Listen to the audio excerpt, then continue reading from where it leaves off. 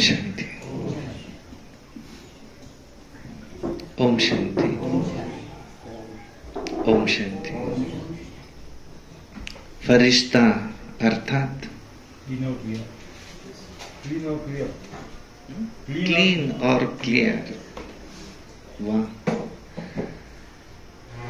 फरिश्ता अर्थात अलौकिक, उसका चलना, उसका बोलना, किसी से नहीं रिश्ता, जिसका किसी से नहीं रिश्ता। शुभ चिंतक, शुभ चिंतन, शुभ भावना, सब शुभ शुभ हो। और एक बात बाबा और कहना चाहते, पूछा बाबा ने, कहे कल की मुरली में, कहे ओवरडोज तो नहीं हो जाएगा? कहे तो बाबा ने कहा अलबेलापन। अलबेलापन का वाक्य कौन सा है? सब चलता है, या इतना तो चलता ही है, आणि आपण त्याला शॉर्ट मध्ये कसं केलाय?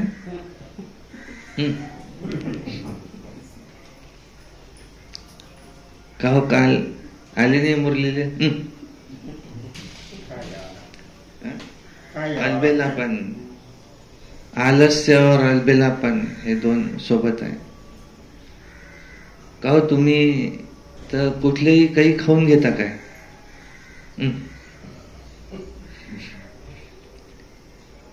सब चलता है.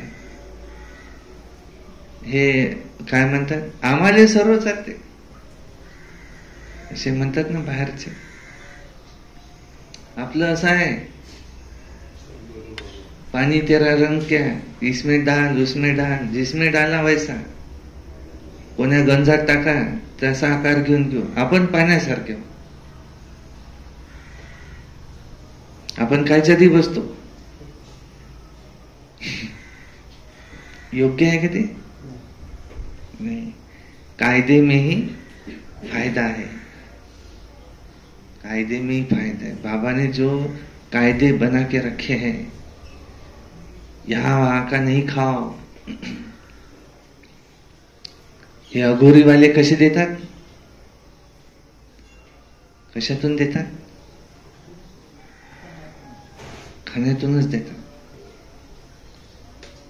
एक पेढा आणलेला आहे, म्हणजे एवढा पेढा खाऊन घ्या बस. 108 वेळा त्याची विधी, 108 वेळा तो संकल्प टाकतात त्याच्यात, जे त्यांना त्यांच्याकडून करून घ्यायचं आहे. आणि 3 वेळा फूक मारतात आणि खाऊन घ्या. तर हेच लॉजिक आहे. जेव्हा कोणी स्वयंपाक करत आहे, तर तिच्या मनात जर असेल, काल तो मला असा का बोलला, तिनं असं का केलं, माझ्यासोबत असं का होते, आज माझी तब्येत खूप खराब आहे. आज निगेटिव्ह सगळे विचार करणार आहे, पॉझिटिव्ह तर काही कोणी करत नाही. ते सगळे विचार कुठे चालले? त्या जेवणात. तो अघोरीवाला तसा करते. हे सगळे अघोर झाल्या, ते विचार चालले त्याच्यात. आता ती पोळी गरम करत असताना नाही, तेच विचार. आणि त्या विचारांनी आता हा खाणारा असेल, त्याच्याही मनात तेच विचार. प्रसादाचं महत्व का आहे? मंदिरातला प्रसाद, त्याचं महत्व काय? कारण की तिथं ते वातावरण जे आहे, त्या वातावरणाचा इफेक्ट त्या अन्नावर झालेला आहे. याचा अर्थ मग इफेक्ट होतो हे सिद्ध होते. मग कुठलेही खा, मंदिरातलंच खातात, कारण त्या व्हायब्रेशनचा इफेक्ट होतो हे तर सिद्ध होते. मग जर होतो तर मी नेहमी चांगलंच का खाऊन रोज प्रसादच खाईल? वाक्य आहे, अगर पत्थर में भगवान है तो मैं पहाड़ पूजू, संत कबीर म्हणून गेले ना.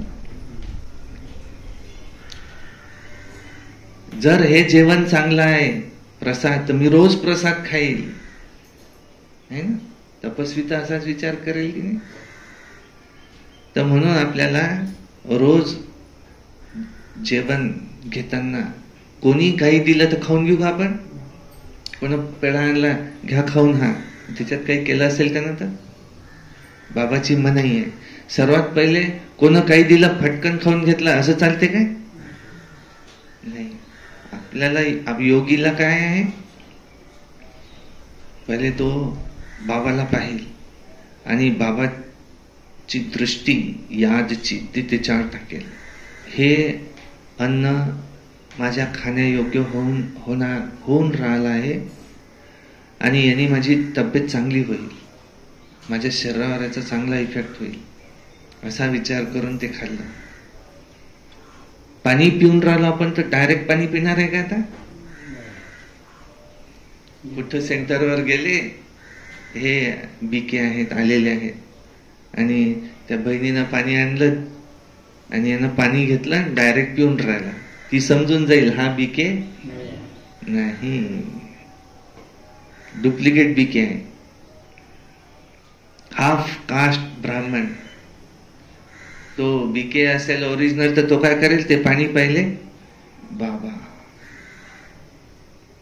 ये पानी, ये अमृत बन रहा है, ये पानी मेरे शरीर को अच्छा करेगा, विचारों को अच्छा करेगा, असंच प्यायचं आहे.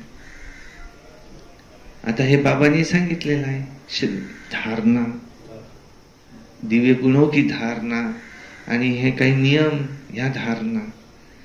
पण अलबेला पण कशाला म्हणू आपण, का हो तुम्ही असं केलं नाही, याला काय म्हणतात,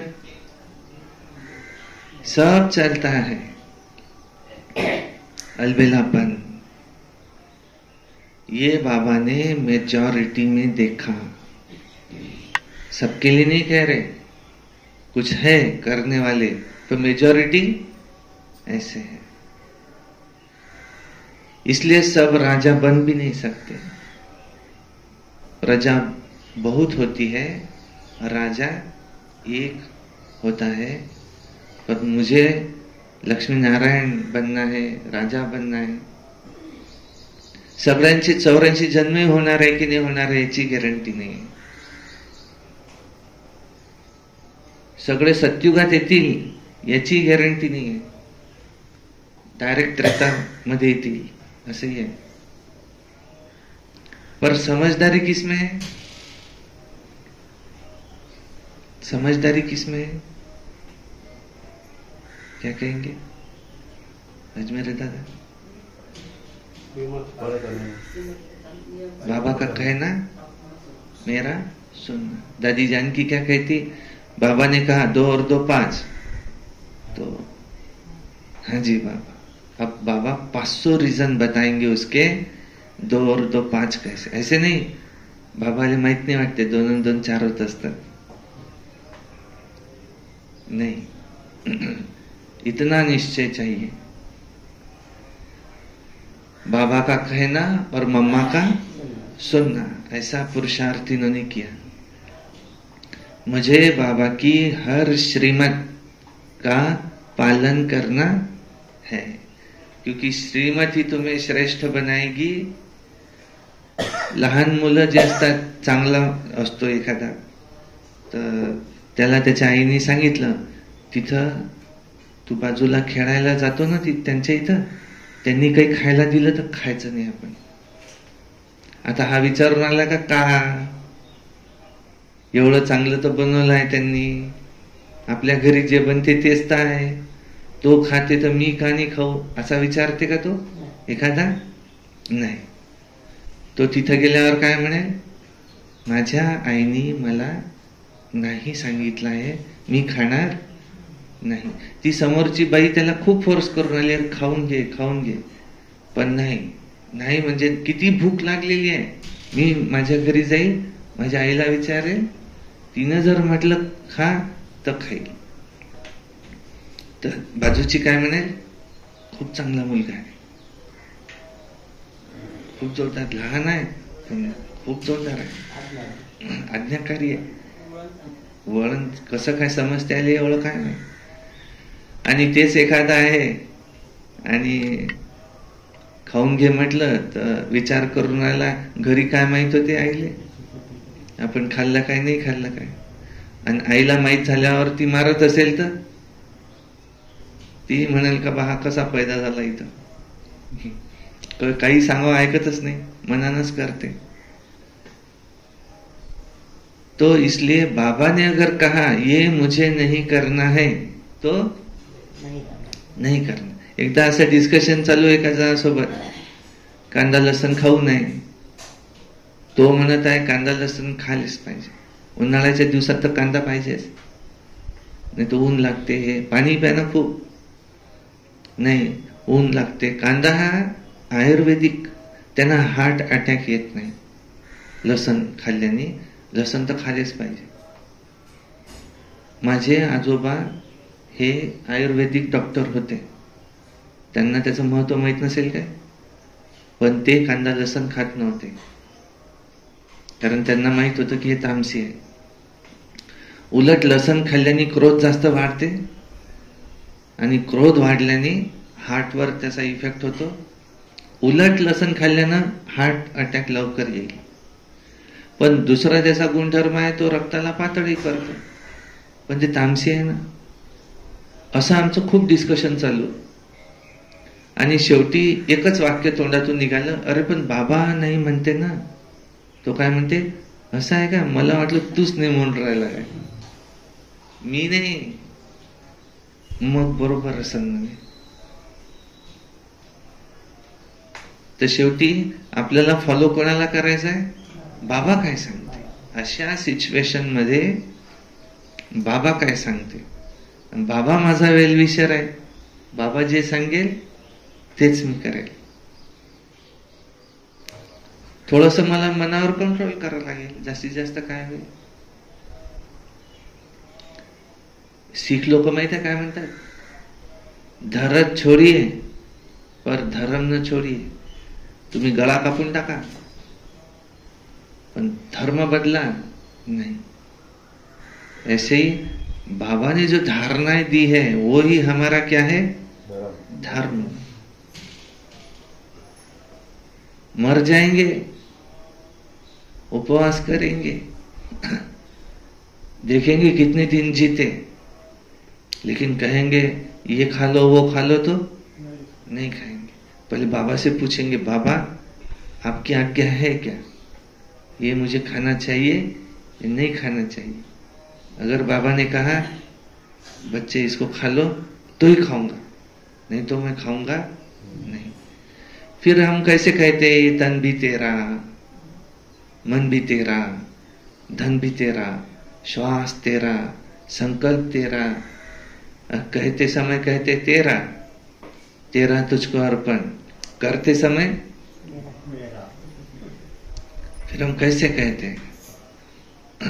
हमारी तपस्या क्या है, मैं और मेरा को चेंज किया, मैं की जगह तय. तय ने ऐसा किया, मुझे बाबा ने मुझसे ऐसा करवाया. मैंने नहीं किया, तय ने ऐसा किया. और मेरा की जगह तेरा. दूसरी हमारी तपस्या कौन सी है, एक बाप दूसरा न कोई. ये है हमारी दूसरी तपस्या. यही एक तपस्या है, सर्व संबंध एक बाबा से. सुनते आज की मुरली वाणी है 27/5/2024. देखो मेरा रिजर्वेशन होने वाला था 26 तारीख को. एजंट ने कहा आजपर्यंत असं कधी झालं नाही म्हणे माझ्यासोबत. तिथं गेलो म्हणे आणि तिकीट फुल मिळालीच नाही म्हणे मला. म्हटलं मला तर अर्जंट जायचं आहे. 27 पहा, फक्त 28 भेटू शकते म्हणे. आणि 28 मिळाली इझिली. तिकीट बनवून तयार आहेत. हे कायला काय म्हणा आपण, एजंट फेल झाला. कोण फेल केलं असेल त्याला? बाबा म्हणून राहिले थांब थोडं, काही नको करू, माउंट आबूला यायचं आहे, तो प्लॅन माझाच आहे. तुला माउंट आबूला सध्या बोलावणे हा प्लॅन माझाच आहे. कारण फोन मधुबनून आला की इथे या म्हणून, काम आहे. सीताजीला फोन लावला, एका पायावर तयार, जा. आता ते ऑनलाईन परमिशन आहे एका ह्याच्यात, पण फक्त तिकीट कॅन्सल होते 2 दिवस पहिले, तात्काळ एजंटच्या थ्रू केलेली. आणि तो म्हणते आमच्यासोबत, माझ्यासोबत आजपर्यंत असं कधी नाही झालं म्हणे. जो 1600 रुपयाची तिकीट 3500 रुपये घेऊन राहिला आणि त्याच्या हातून कॅन्सल होत असन, म्हणजे तो 3500 रुपये कशाचे घेऊन राहिला? मग त्याला तो घेतेच त्याचे, आम्हाला कॉन्फिडन्स आहे त्याचेच ते 3500 रुपये. पण तो म्हणे आमच्यासोबत आजपर्यंत नाही झालं असं. कारण वामन काकांची इच्छा होती की प्रोग्राम करून जा, नाही तर प्रोग्राम कॅन्सल, आल्यावर करू. बाबांना बरोबर वरून चाब्या फिरवल्या, बस असं करून जा. वाणी है की 27/5/2024 की सारे मुरली का मीठे बच्चे याद में रहकर भोजन बनाओ. देखो, और खाने वाले का हृदय इससे शुद्ध हो जाएगा. तो खाने वाले का हृदय इससे शुद्ध हो जाएगा. मातांना तर कोणालाही ज्ञानात आणायचं असेल तर फार सोपं आहे.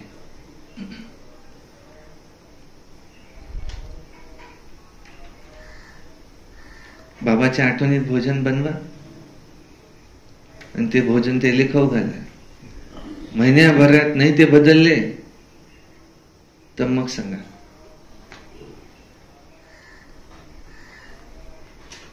याद में रहकर भोजन बनाओ तो खाने वाले का हृदय शुद्ध हो जाएगा. तुम ब्राह्मणों का भोजन, आजची मुरली कशावर आहे, कैसा होना चाहिए. वामन काका, तुम ब्राह्मणों का भोजन, तुम ब्राह्मण हो, तुम ब्राह्मणों का भोजन कैसा होना चाहिए, क्या कहेंगे? बहुत ही शुद्ध होना चाहिए.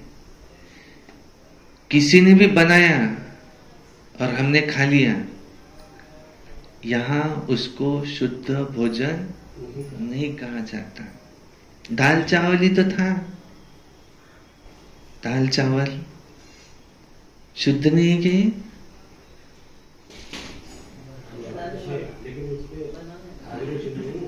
वाइब्रेशन, वो मेरे काम का, हाँ, उसने याद में बना. उसके मन में क्या विचार शुरू है? आज हर कलयुगी के मन में सिर्फ और सिर्फ निगेटिव विचार शुरू है. बस होटल में जाएंगे, उसके मन में क्या विचार शुरू है? बहुत खाए ऐसे है क्या, कम खाए, पैसा ज्यादा देके जाए. म्हणतात आपल्या इथं जर समजा पोळ्यावाली आहे आणि ती स्वयंपाक करून राहिली, तिला जर म्हटलं की मला अजून भूक आहे, एक पोळी अजून बनवा, आता ती आनंदानं बनवेल की दुःखाने बनवेल? किती खाते काय म्हटले का? मला जायचं होतं लवकर, अजून बनवली, अजून एक बनवा. ते काय म्हणत, आनंदानं बनवून का ते, की अरे एक नाही 2 खा अजून. नाही, तोंडावर म्हणाही नाही रे, पण अंदरून हा मला लवकर जायचं होतं, पहिले सांगायला पाहिजे. आणि तेच त्याची आई आहे समजा, आणि त्या मुलाने म्हटलं की मग मला अजून एक पोळी पाहिजे. आई कशी बनवेल? वा, आणखी एक खा. असा फरक आहे. आणि घरचं जेवण करू आपण, बाहेरचं जेवण करणारच नाही. प्रश्न है, सतयुग में तुम्हारे दर पर कभी भी काल नहीं आता, क्यों? किसका अकाली मृत्यु नहीं होता, क्यों? उत्तर है, क्योंकि संगम पर तुम बच्चों ने बाप द्वारा जीते जी मरना सीखा है. जो अभी जीते जी मरते हैं उनके दर पर कभी काल नहीं आ सकता. तुम यहां आए ही हो मरना सीखने. सतयुग है अमर लोक, वहां काल किसी को खाता नहीं है. रावण राज्य है मृत्यु लोक, इसलिए यहां सभी की अकाले मृत्यु होती रहती है. ओम शांति. मीठे मीठे बच्चे प्रदर्शनी देख करके आते हैं तो बुद्धि में वही याद रहना चाहिए. क्या प्रदर्शनी देखते हैं तो यही याद आना चाहिए कि हम कैसे पहले ज्ञान में आने से पहले कैसे थे. अभी ब्राह्मण बनने से पहले हम क्या थे? वर्ण कौन सा? ब्राह्मण बनने से पहले शूद्र. सतयुग में हम है देवता, त्रेता में क्षत्रिय, द्वापर में वैश्य, कलयुग में शूद्र कर्मों से. अभी है ब्राह्मण, ब्रह्मा की संतान. तो पहले हम क्या थे? शूद्र. अभी क्या बने हैं? ब्राह्मण. किस लिए बने हैं? देवता बनने के लिए. फिर देवी देवता, सूर्यवंशी, चंद्रवंशी बनेंगे. ये संगम युगी मॉडल ये प्रदर्शनी में रखना चाहिए. कलयुग और सतयुग के बीच का अभी है संगम युग, तो संगम युगी मॉडल बीच में रखना चाहिए. उसमें 15-20 सफेद पोष वाले वो बिठाने चाहिए, से तपस्या कर रहे हैं. जैसे सूर्यवंशी दिखाते हैं तो चंद्रवंशी भी दिखाना पड़े कि कुछ इसमें के क्या बनेंगे? सूर्यवंशी. कुछ क्या बनेंगे? चंद्र. जो यहां बैठे हैं इसमें से कोई बनेंगे सूर्यवंशी, कोई बनेंगे चंद्रवंशी. चंद्रवंशी कौन कौन बनेंगे? हाथ उठाना. इसमें से जो चंद्रवंशी बनेंगे डायरेक्ट त्रेता में आएंगे, और जो डायरेक्ट तो सतयुग में आएंगे वो हाथ उठाना. सतयुग में आएंगे. अच्छा, सभी सतयुग में आना चाहते हैं. डायरेक्ट लक्ष्मी नारायण का राज्य होगा. तो कोई चंद्रवंशी है, कोई सूर्यवंशी भी है. ऐसा बनना है जो मनुष्य समझ जाए कि यही तपस्या कर ऐसा बनते हैं. जैसे तुम्हारे शुरू के चित्र भी हैं साधारण तपस्या के और फिर भविष्य राजाई पद के, वैसे ये भी बनाना पड़े, ऐसा मॉडल बनाना पड़े तो तुम समझा सकेंगे कि ये तपस्वी ये बनते हैं. तो दिखलाना भी एक्यूरेट है कि हम ब्रह्मा कुमार कुमारिया राजयोग से ये बनते हैं. तो फिर उसमें संगम युग भी दिखाना पड़े. तुम बच्चे देख कर आते हो तो सारा दिन ये नॉलेज बुद्धि में रहनी चाहिए, तब ही ज्ञान सागर के बच्चे तुम मास्टर ज्ञान सागर कहला सकते हो. अगर ज्ञान ही बुद्धि में न रहे तो ज्ञान सागर थोड़ी कहेंगे. सारा दिन बुद्धि इसी में लगी रहे तो फिर बंधन भी टूटते जाए. हम अभी ब्राह्मण है, फिर देवता बनते हैं, अगर अच्छी रीति पुरुषार्थ नहीं करेंगे तो हम देवी देवता नहीं बनेंगे। तो फिर हम कहाँ आएंगे? क्षत्रिय कुल में। क्षत्रिय कुल में कौन आता है?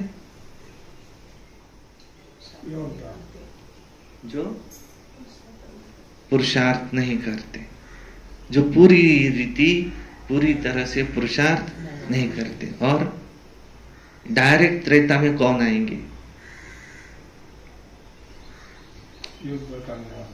बराबर है। यही बाबा कहते, जो माया से युद्ध करते हुए गए, रोज मुरली सुनते थे पर मायाजीत बने नहीं। रोज मुरली सुनने वाला मायाजीत बनना ही है। वो मुरली भी कभी सुनते कभी नहीं सुनते थे। और जो माया से युद्ध करते हुए गए, हाँ ना हाँ, करना है नहीं करना है, करना है नहीं करना है, ऐसे चाहते माया न आए फिर भी माया आ रही है, वो कहाँ आएंगे? डायरेक्ट त्रेता में। अभी हर कोई अपने आप को चेक करके देखना। और सतयुग में आने वाले कैसे हैं? पूरी तरह से माया जीत, उनकी माया खत्म हो चुकी है। अंत तक हमको ऐसी लड़ाई करती जाना है क्या? है? नहीं, ये जितने भी है ना फोटो लगे हुए, ये पीछे ब्रह्मा बाबा नंबर 1 मायाजीत बने, मम्मा मायाजीत बनी, फिर दादी प्रकाशमणि जी। इतना बाबा से प्रेम था। वहां शांति स्तंभ के आगे दादी प्रकाशमणि है और दादी गुलजार है और कुछ लोग थे वहां। दादी प्रकाशमणि जी ने कहा, अभी शिव बाबा को आप अपने तन में बुलाओ, पहले ब्रह्मा बाबा फिर शिव बाबा। दादी प्रकाशमणि जी कह रही है दादी गुलजार को फॉलो करने हैं। उन्होंने बुलाया, 1 सेकंड में बाबा आ गए। क्यों? कौन बुला रहा है? दादी प्रकाशमणि, जिसने कभी भी बाबा की कोई अवज्ञा की नहीं। बाबा का कहना, दादी का सुनना। अब दादी बोलेंगी तो बाबा सुनेंगे नहीं क्या? वो बच्चा ऐसा है, इतना आज्ञाकारी, जो पिता कहते हैं वो ही सुनता है। अब एक बार सिर्फ उस बच्चे ने पिता से एक विश रखी, पिता सुनेंगे नहीं क्या? सुनना ही पड़ेगा। लेकिन बच्चा ऐसा है कि कभी सुनता ही नहीं है पिता की, और उसने कुछ विश रखी, पिता सुनेंगे क्या? तुले कधी सांगवता ऐकत नाही, तू काय सांगून राहिला मला गाली घेऊन पाहिजे? तुला सांगितलं अभ्यास कर तर करत नाही, अरे बाहेर फिरू नको तो फिरत राहत, अरे हे नको करू ते करत राहत, आता मला म्हणून राहिला गाडी घेऊन द्या, जाय तुला काहीच नाही भेटत। लेकिन बच्चा ऐसा है, जो बोला बाहर घूमना नहीं, जी हाँ जी, पढ़ाई करो, हाँ जी, ये नहीं खाओ वो खाओ, हाँ जी, क्योंकि उसको पता है ये पिता मेरा वेल विशर है। अब उसने एक विश रखी कि मुझे एक 2 व्हीलर चाहिए थी, पिता कहेगा मुझे कहां से भी लाके देना है इसको। ऐसे शिव बाबा हमारी कब सुनेगा? शिव बाबा हमारे पिता, हम कुछ भी किए कि बाबा को ना बोलते, ना रुको अभी, नहीं रुको अभी, आज्ञाकारी बनेंगे तब, आज्ञाकारी बनेंगे तब।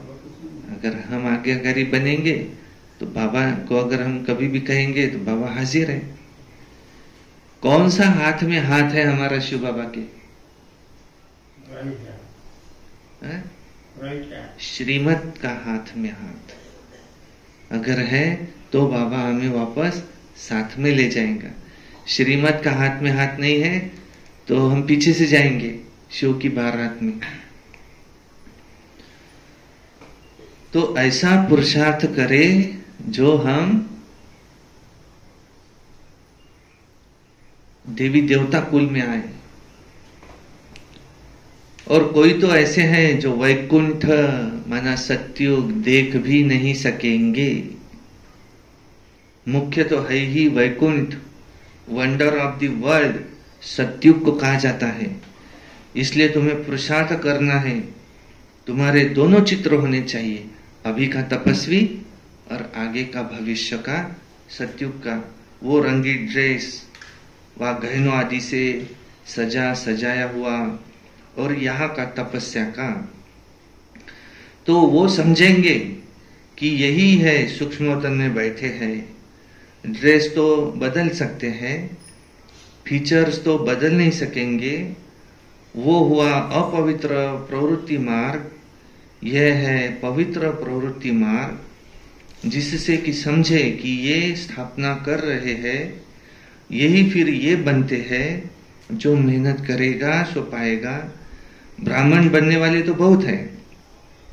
इस समय तुम थोड़े हो, दिन प्रतिदिन वृद्धि को पाते रहेंगे। सारा सृष्टि चक्र कैसे फिरता है तुम्हारी बुद्धि में है कि हम तपस्या कर रहे हैं, फिर हम ये बनेंगे। इसको कहा जाता है स्वदर्शन चक्रधारी होकर बैठना। क्योंकि बुद्धि में तो सारी नॉलेज है कि हम क्या थे, अब क्या बनते हैं।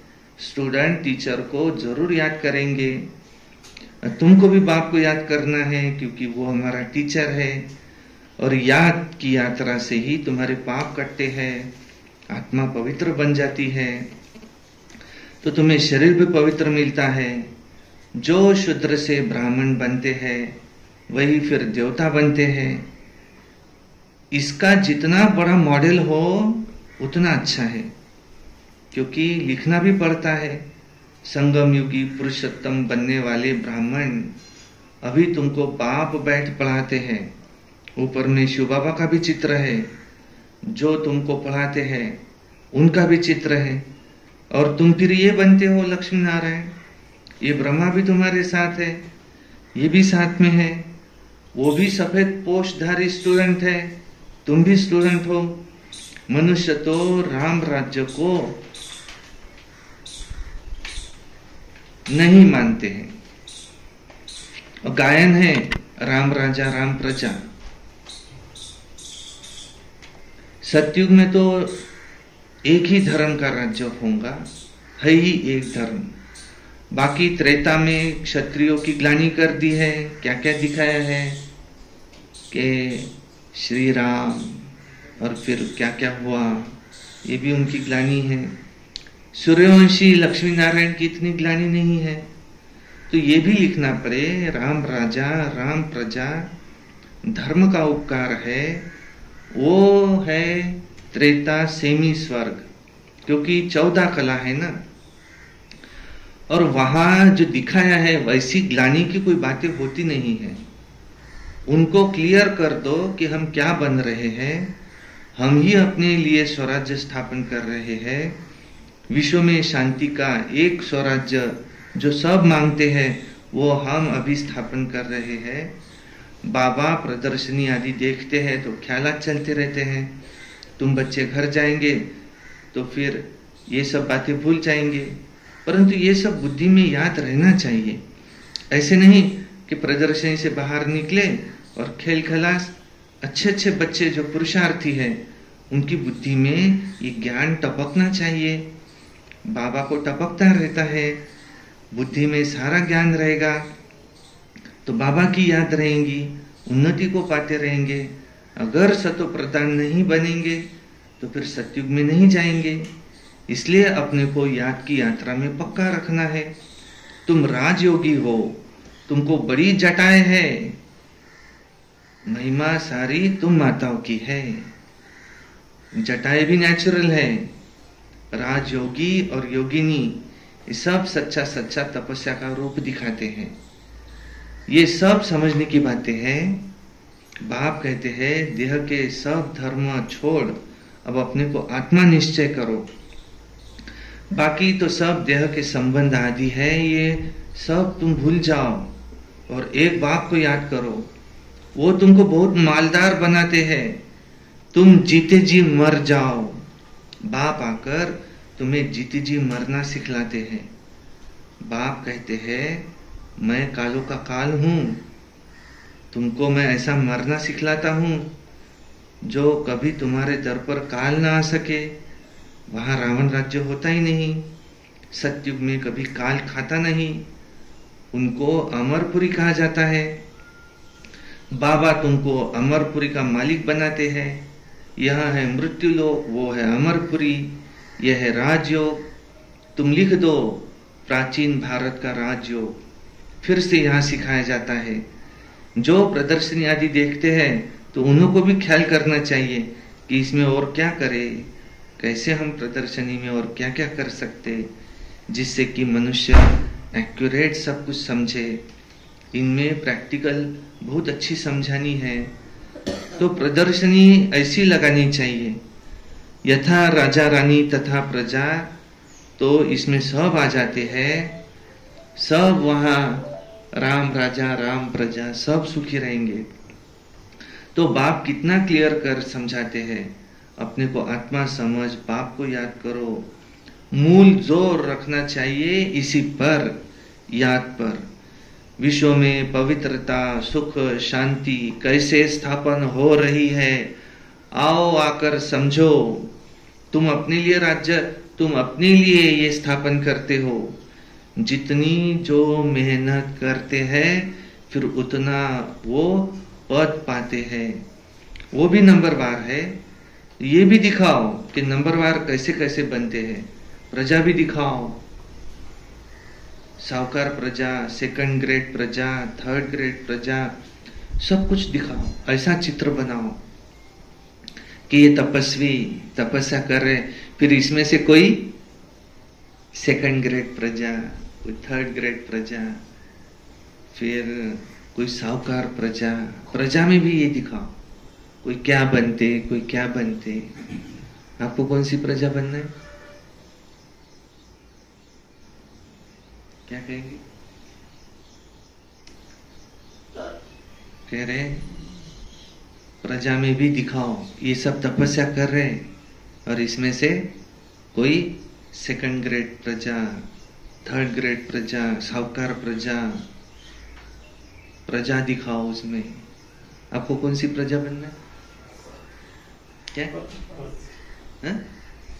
First grade. आपने क्या कहा? आपको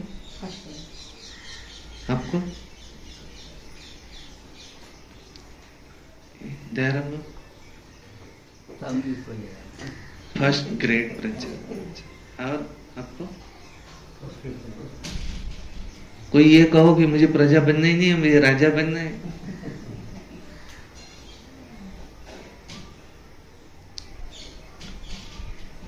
वहां पर ये भी होते हैं विश्व महाराजन,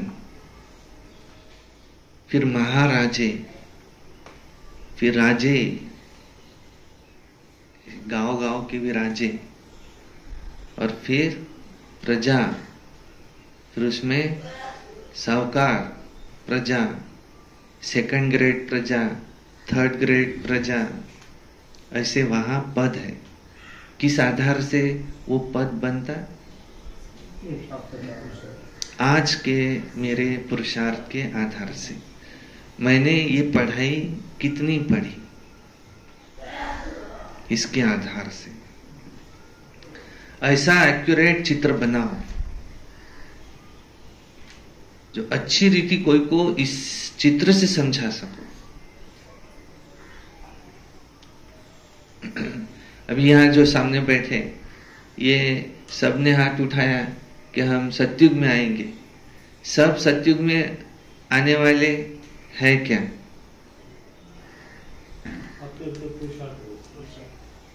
अपने पुरुषार्थ। सतयुग में आने वाले भी कम नहीं है, 9 लाख भी कम नहीं है। पहले 9 लाख में आना, पूरे 84 जन्म, उतनी उसने द्वापर युग शुरू होते से ही भक्ति भी की होंगी, बहुत भक्ति की होंगी। भक्ति का फल अब भगवान मिला तो बहुत पुरुषार्थ किया होगा। पता है ऐसे है, कुमार यंग एज में 17, 18, 19 साल में उसको बाबा मिला और वैसे ही माउंट आबू चला गए। वहां है ना बाबा, वहां चला गए। घर वालों ने कहा अगर तुम वहां गए तो तुमको जायदाद नहीं मिलेंगी, पूरी जायदाद दूसरे भाई को मिल जाएंगी, तुम सोच लो। उसने कहा अरे क्या जायदाद, तो मुझे भगवान मिला, मैं वहां जाऊंगा। वहां गया और संकल्प किया 14 वर्ष तक मैं अपने घर वापस नहीं जाऊंगा, यही तपस्या करूंगा, जो बाबा सेवा देंगे वो सेवा करूंगा। और आज उसको कितने वर्ष हुए? 35। सोचा था बोले 14 वर्ष नहीं जाऊंगा, 35 वर्ष हुए, वापस घर गया नहीं। घर वाले आए यहां मिलने के लिए। अब घर वाले सोचते कि वाह क्या बच्चा पैदा किया हमने, तपस्वी। भगत सिंह उस समय गया, लेकिन उसकी माँ तो सोचती होंगी कि क्या बच्चा पैदा किया मैंने भगत सिंह, अपने देश के लिए उसने जान दी। वैसे तो जान जाने वाली थी।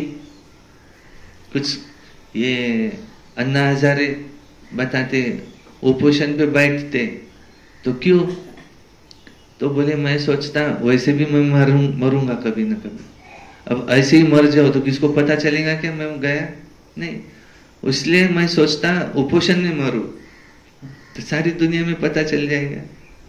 तो मैं बैठता मरने के लिए, मुझे मरने नहीं देते, बोले मुझे अमर बनने नहीं देते, ऐसा है।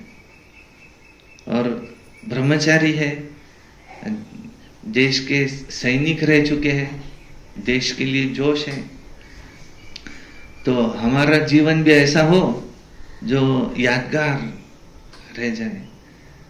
10 साल और जीना क्या, उससे 10 साल पहले जाए, लेकिन ऐसा कुछ करके जाए कि वाह, देखने वाले सोचे कि वाह इन्होंने किया जीवन। तो क्या बनना है फिर? राजा। मुझे क्या बनना है? राजा। कौन राजा बनेगा? श्रीमत पे चलेगा। और पुरुषार्थ, अच्छे पुरुषार्थ। कौन सा पुरुषार्थ?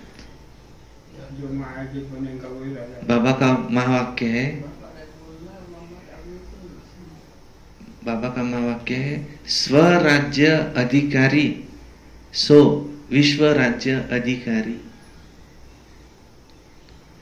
आज जिसकी आंखें उसका सुनती नहीं है, अरे ये देखना नहीं, देखना नहीं, आंखें आत्मा चिल्ला रही है अंदर से, देखो नहीं, आंखें देखी जा रही है, आंखें उसका सुनती नहीं, मुख उसका सुनता नहीं, अरे ये नहीं खाओ, नहीं खाओ, अरे ये नहीं बोलो, नहीं बोलो, नहीं मैं तो खाऊंगा ही। मुख जीवा सुनती नहीं है, ये पांचों इंद्रिय उसके कंट्रोल में नहीं है, कोई उसका सुनता नहीं है, सब अपने अपने मन मर्जी से काम कर रहे, मन उसके कंट्रोल में नहीं है। अब सतयुग में कोई उसकी सुनेगा क्या? उसको राजा बना दिया, कोई उसका सुनेगा क्या? नहीं, वो राजा बनने के लायक नहीं। वो किस लायक है? प्रजा। तुम प्रजा बनो, तुमको कोई कहेगा राजा ऐसे करो, तुम वैसे करना। और जिसने यहाँ अपने 6 इंद्रियों को जीता है, 5 शरीर के, 6ठा मन, तो वो ही सतयुग में राजा बनेगा। नंबर 1। नंबर 2, फिर उसकी प्रजा कितनी होंगी? ये कैसे? विश्व महाराजन, महाराजे, राजे, उसकी प्रजा कितनी होंगी? ये कैसे?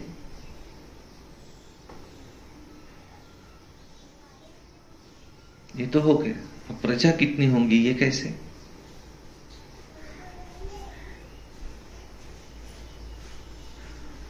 उसने जितनों की सेवा की वो सारी उसकी प्रजा। सारे विश्व की सेवा की तो विश्व महाराजा, राज्य की सेवा की तो राज्य का राजा, जिले की सेवा की है तो जिले का राजा, गांव की सेवा की है तो गांव का राजा। कितनी नदी कितनी बहती रही कहां कहां तक, फिर उससे ठहरेगा कि ये कितना बड़ा राजा बनने वाला है। और बाकी इसने कभी सेवा की नहीं, रोज मुरली सुनने जाते थे, मुरली सुन के वापस जैसे कि वैसे, लेकिन रोज सुनने जाते थे, प्रजा में आई है, किसी को आप समान बनाया नहीं। तो मेहनत करनी चाहिए, समय बाकी थोड़ा है, ज्ञान है तुम्हारे लिए, तुम प्रदर्शनी में ऐसा समझाओ जो मनुष्य समझे कि हमको एक बाप को ही याद करना है, तभी हम ये बन सकेंगे। नहीं तो फिर भक्ति मार्ग में आ जाएंगे। तुम महारथी बच्चे हो तो तुम्हारी बुद्धि चलती है, मेल्स भी अच्छे अच्छे हैं। नंबर 1 मेल्स में है ये जगदीश भाई, ये मैगजीन जो बनाते हैं। फिर है ब्रजमोहन भाई, दिल्ली में है, अभी भी है, जो इनको लिखने का बहुत अच्छा शौक है। शायद तीसरा भी कोई हो, वो भी निकल आए। हर एक बात तुम क्लियर करते जाएंगे दिन प्रतिदिन। बाप ज्ञान का सागर है, उस परमात्मा में ज्ञान भरा हुआ है ना। जैसे गीत सुनते हो तो सारा रिकॉर्ड उसमें भरा हुआ है, यहां भी ऐसे ही है। बाप के पास जो माल है वो तुमको मिलता रहेगा ड्रामानुसार। ये बच्चों की बुद्धि में चलना चाहिए। भल कुछ काम काज करो, हाथ से भोजन बनाओ, लेकिन बुद्धि शिव बाबा के पास हो।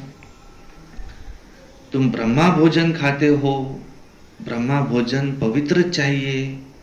ब्रह्मा भोजन ब्राह्मणों का भोजन है। ब्राह्मण जितना योग में रह बनाते हैं उतनी उस भोजन में ताकत आती है। गायन है, देवताएं भी ब्रह्मा भोजन की महिमा बहुत करते हैं, जिससे कि हृदय शुद्ध होता है। तो ब्राह्मण भी ऐसे ही होने चाहिए। अभी नहीं है, अभी अगर ऐसे बन जाए तो तुम्हारी बहुत वृद्धि हो जाए, परंतु ड्रामा अनुसार धीरे धीरे वृद्धि को पाना है। ऐसे भी ब्राह्मण निकलेंगे जो कहेगा कि हम बाबा की याद में रहकर भोजन बनाता हूं। बाबा चैलेंज देते हैं ना कि ऐसा ब्राह्मण हो जो योग में रहकर भोजन बनाए। भोजन पवित्र होना चाहिए। भोजन पर बहुत मदार है। योगी का सारा मदार किस पर है? भोजन। योगी वो जिसका भोजन भी उसी प्रकार का। बाहर में बच्चों को नहीं मिलता, इसलिए यहां आते हैं। बच्चे तो भोजन से भी रिफ्रेश होते हैं। योग वाले फिर ज्ञानी भी होते हैं, इसलिए उन्हों को सर्विस पर भी भेजे जाते हैं। योगी होते हैं, ज्ञानी भी होते हैं, उनको फिर सर्विस पर भेजा जाता है। बहुत हो जाएंगे तो फिर यहाँ भी ऐसे ही ब्राह्मणों को रख देंगे। नहीं तो महारथियों में से तो भोजन पर भी होने चाहिए। ऐसे अच्छे अच्छे महारथी, उन्हों को भोजन पर रखना चाहिए। तुम भोजन बनाओ जो योग युक्त खाना बने। भोजन बनाने वाले कैसे चाहिए? बहुत योगी। अंदर में कोई बाहर की बातचीत नहीं, ओम की धुन है, उसको लगा दिया, बस सब बाबा की याद में है, और तब भोजन बनाए।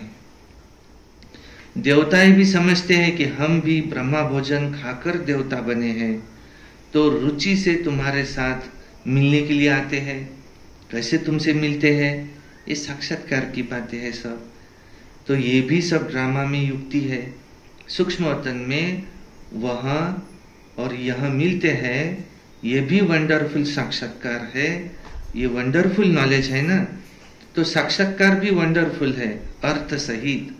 भक्ति मार्ग में साक्षात्कार के लिए बहुत मेहनत करते हैं, नवधा भक्ति करते हैं, क्यों कि सिर्फ दीदार हो जाए, और समझते हैं कि दीदार होगा तो हम मुक्त हो जाएंगे। उनको ये थोड़ी पता है कि ये इस पढ़ाई से ऐसे बने हैं देवी देवताएं, तो ये सूर्यवंशी चंद्रवंशी ये इस पढ़ाई से ऐसे बने हैं। बाकी जो इतने अनेक चित्र बनाए हैं ऐसे तो कुछ भी है नहीं। ये सब भक्ति मार्ग का विस्तार है, बड़ी भारी कारोबार है। अब ज्ञान और भक्ति का राज तुम समझ सकते हो, ये बाप ही बैठ समझाते हैं। यह है स्पिरिचुअल फादर, वो है ज्ञान का सागर। कल्प कल्प पुरानी दुनिया को नई दुनिया बनाना, सबको राजयोग सिखलाना बाप का ही काम है। परंतु सिर्फ गीता में नाम बदली कर दिया है। बाप समझाते हैं ये भी कल्प कल्प का खेल है। उसमें बाप की जगह श्री कृष्ण का नाम डाल दिया है। हम घर से यहाँ आते हैं पाठ बजाने, झाड़ की तरफ भी बुद्धि चलनी चाहिए, ये कल्प वृक्ष का भी चिंतन चलना चाहिए कि कैसे किसी को इस पर समझाया जाए। हमको कहते हैं कि हम स्वर्ग में नहीं आएंगे, तो बोलो तुम्हारा धर्म स्थापक वही स्वर्ग में नहीं आता, अब वो जब स्वर्ग में आए तो तुम भी आओ। हर धर्म का अपने अपने समय पर पाठ है। ये वैरायटी धर्मों का नाटक ये बना हुआ है, सारा बना बनाया खेल है। चिंता की कोई बात नहीं है, इसमें कुछ भी कहने की दरकार नहीं रहती। मुख्य धर्म दिखाए गए हैं, ये भी बच्चे जानते हैं। ये चित्र आदि भी कोई नए नहीं है, कल्प कल्प यही चित्र हूबहू ऐसे ही चलते आएंगे। विघ्न भी अनेक प्रकार के पड़ते हैं, मार पीट आदि के भी विघ्न पड़ते हैं ना। बच्चों को कितना युक्ति से समझाया जाता है। तुम बोलो भगवान वाच है, कोई को भी तुम बोलो भगवान वाच है, काम महाशत्रु है। अभी तो ये कलयुगी दुनिया विनाश होनी है, देवता धर्म स्थापन हो रहा है, इसलिए बाप कहते बच्चे काम महाशत्रु है, तुम इस पर चित पहनो, तुम पवित्र बनो, इस काम को जीतो। इस पर ही झगड़ा होता है। तुम बड़ों बड़ों को समझाते हो, गवर्नर का नाम सुन सब चले आएंगे, इसलिए युक्ति रची जाती है। हो सकता है उनमें से कोई अच्छी रीति समझ जाए, बड़ों का नाम सुन ढेर आ जाएंगे। हो सकता है कोई बड़ा भी आ जाए। अब है तो बड़े का आना मुश्किल। बाबा कितना लिखते हैं, बच्चे जिससे भी उद्घाटन कराओ पहले उनको समझाओ।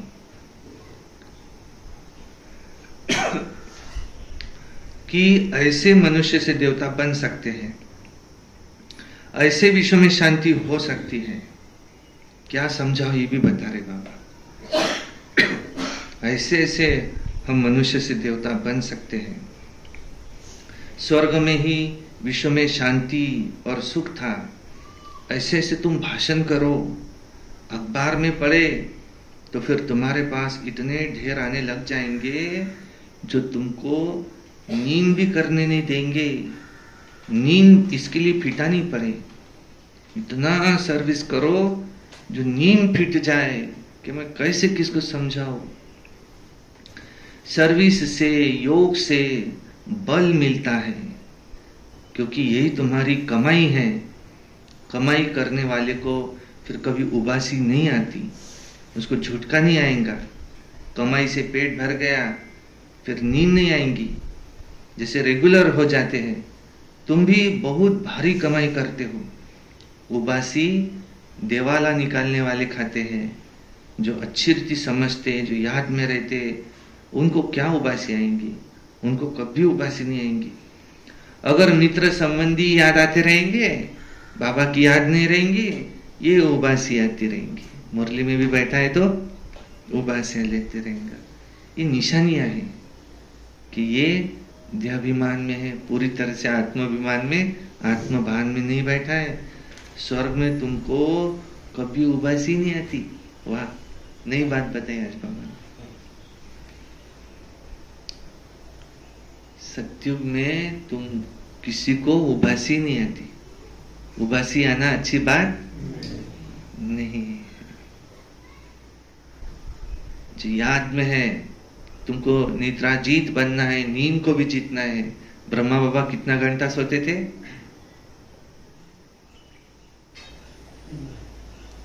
12 से 2 घंटा। बाकी समय याद याद याद। मम्मा भी 2 बजे से योग में याद। बाबा कहते थे अगर याद में तुम आबू रोड से माउंट आबू तक पैदल करके आएंगे, तुम्हारे पाँव भी नहीं दुखेंगे, पता ही नहीं चलेगा कब पहुंच गए। बाबा बाबा करते हुए जा रहा है तो पाँव भी नहीं दुखेंगे। हे भक्ती मार्गाती जातात तर पाय नाही दुखत त्याचे, तो जोश असतोय। शेगावला जातात तर ऐसे याद में तुम कितनी भी सेवा करेंगे, माता कितना दिन भर से सेवा करती, तो फ्रेश वाटते का उलट?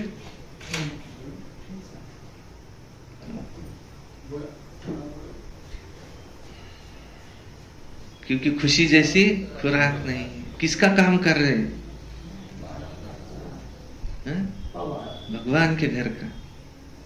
मैंने एखाद्याने प्राईम मिनिस्टरचा टेबल बनवला, जले त्याला सांगत होता, तो टेबल म्हणे आपण बनवलाय, प्राईम मिनिस्टर जिथं बसते ना, समजा तुम्ही एखादा ड्रेस बनवला चांगला आमदार खासदाराचा, तो खासदार आपल्याशिवाय ड्रेस नाही बनवत, त्याचा ड्रेस आपण बनवलेला आहे।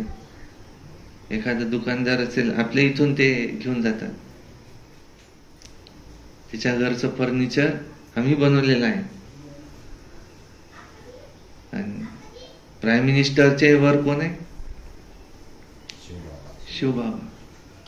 किसके घर की सेवा कर रहे? शिव बाबा के घर की। उसको कितना नशा चाहिए? भगवान के घर का काम कर रहे, सेवा कर रहे। बाबा कहता है एक कर्म भी तुम्हारा ये वाया नहीं जा सकता। एक सेवा, उसका हिसाब बाबा के पास लिखा हुआ है। तो उसको कभी उबासी नहीं आएंगी। ये निशानी है, स्वर्ग में तुमको उबासी आदि कभी आएगी ही नहीं। बाप का वर्षा पा लिया तो वहां सोना, उठना, बैठना सब कैसे है? कायदेशीर चलता है, एक्यूरेट। आत्मा लीवर बन जाती है। अभी सिलेंडर बनी है। 2 टाइपच्या घड्याळी होत्या जुने, एक सिलेंडर, एक लीवर। तो लीवर घडी चांगली होती। आधी सिलेंडर घड्याळ होती, ते टाइम एक्यूरेट दाखवत नव्हती। तो तुमको ऐसे लीवर बनना है। ये लीवर और सिलेंडर घड़ियों के नाम है। ऐसा कोई बना सकते हैं और कोई नहीं भी बना सकते। तुमको हर एक को लीवर बनाना है। अच्छा, मीठे मीठे सिकी लधे बच्चों प्रति माता पिता बाप दादा का याद प्यार और गुड मॉर्निंग। रूहानी बाप की रूहानी बच्चों को नमस्ते। रूहानी बाप दादा को याद प्यार गुड मॉर्निंग नमस्ते। सदा रहो हंसते, कम बोलो, धीरे बोलो, मीठा बोलो, सत्य बोलो और सोच समझ कर ही वाह बाबा वाह, वाह ड्रामा वाह, वाह मेरा भाग्य वाह। वह ब्राह्मण परिवार वा, मैं बाबा का, बाबा मेरा, योगी बनो पवित्र बनो। रोज प्रातः मुरली सुनना है या मेरे घर सर्विस करनी है, याद में रहना है। हमें 6:30 से 7:30 सायंकाली योग करना है। हमें सोने से पहले याद का चार्ट लिखना है। हमें कभी किसी से क्रोध नहीं करना है। हमें हमेशा के लिए प्रसन्न, सदा प्रसन्न चित्त खुशी जैसी खुराक नहीं, हमें दीदियों का कार्यक्रम धूमधाम से लेना है। हमें 2024 साल ये वर्ष हमें मुक्ति वर्ष मनाना है। सारे ये माया को विदाई दे देनी है। अच्छा, ओम शांति। धारणा के लिए मुख्य सार नंबर 1, बंधन मुक्त बनने व अपनी उन्नति करने के लिए बुद्धि ज्ञान से सदा भरपूर रखनी है। मास्टर ज्ञान सागर बन स्वदर्शन चक्रधारी होकर फिर याद में बैठना है। नंबर 2, नींद को जीतने वाला बन याद और सेवा का बल जमा करना है और कमाई में कभी भी सुस्ती नहीं करनी है, झुटका नहीं खाना है। वरदान, विश्व में ईश्वरीय परिवार के स्नेह का बीज बोने वाले विश्व सेवाधारी भव। विश्व में ईश्वरीय परिवार के स्नेह का बीज बोने वाले विश्व सेवाधारी भव। आप विश्व सेवाधारी बच्चे विश्व में ईश्वरीय परिवार के स्नेह का बीज बो रहे हो, चाहे कोई नास्तिक हो या आस्तिक हो, सबको अलौकिक व ईश्वरीय स्नेह की, निस्वार्थ स्नेह की अनुभूति कराना, यही बीज बोना है। यह बीज सहयोगी बनने का वृक्ष स्वतः ही पैदा करता है और समय पर सहज योगी बनने का फल दिखाई देता है। सिर्फ कोई फल जल्दी निकलता है और कोई फल समय पर निकलता है, लेकिन बीज तो बोया ही जाता है। स्लोगन, भाग्य विधाता बाप को जानना, पहचानना और उनके डायरेक्ट बच्चे बन जाना, ये सबसे बड़ा भाग्य है। अच्छा, ओम शांति शांति शांति।